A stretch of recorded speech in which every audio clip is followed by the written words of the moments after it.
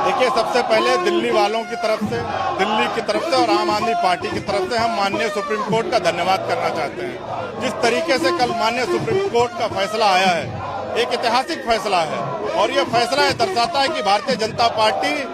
LG साहब और केंद्र सरकार दिल्ली वालों के साथ छल कर रहे थे, धोखा कर रहे थे, गद्दारी कर रहे थे और दिल्ली को बर्बाद करने का प्लान बना रहे थे। माननीय सुप्रीम कोर्ट के फैसले के आने के बाद जिस तरीके से सुप्रीम कोर्ट ने कहा है कि 24 घंटे के अंदर चुनाव की तिथि घोषित की जाए, एल्डरमैन अब वोट नहीं डाल सकते, मुझे लगता है कि ऐतिहासिक फैसला है और एलजी साहब को अपने कुकर्मों के लिए, अपने गैर संवैधानिक फैसले के लिए तत्काल प्रभाव से इस्तीफा देना चाहिए और भारतीय जनता पार्टी को दिल्ली की जनता से माफी मांगनी चाहिए। आज हम सारे लोग यहाँ इसलिए आए हैं कि कल के फैसले के बाद एलजी साहब, आपको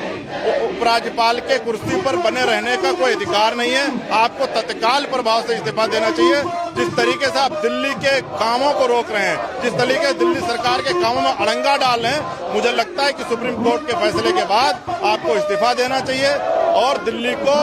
सरकार को, चुनी हुई सरकार को काम करने देना चाहिए। जिस तरह से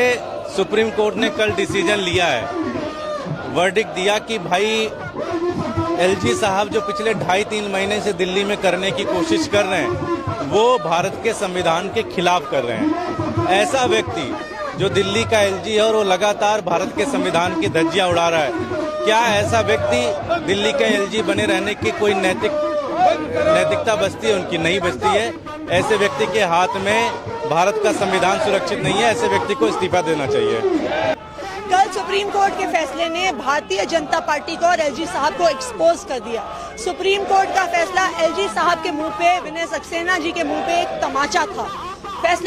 सुप्रीम कोर्ट के फैसले ने दिखा दिया है कि भारतीय जनता पार्टी और एलजी साहब मिलके गैर कानूनी, गैर संवैधानिक हरकतें कर रहे थे। विनय सक्सेना जी भारतीय जनता पार्टी के प्रवक्ता की तरह, भारतीय जनता पार्टी के कार्यकर्ता की तरह काम कर रहे थे, संविधान को ताक पे रख के काम कर रहे थे, इसलिए उनको संवैधानिक पद पे रहने का कोई अधिकार नहीं है और आज हम एलजी विनय सक्सेना जी का इस्तीफा मांगने आए। सुप्रीम कोर्ट का निर्णय आया, उसने साबित कर दिया कि सच्चाई की जीत होती है।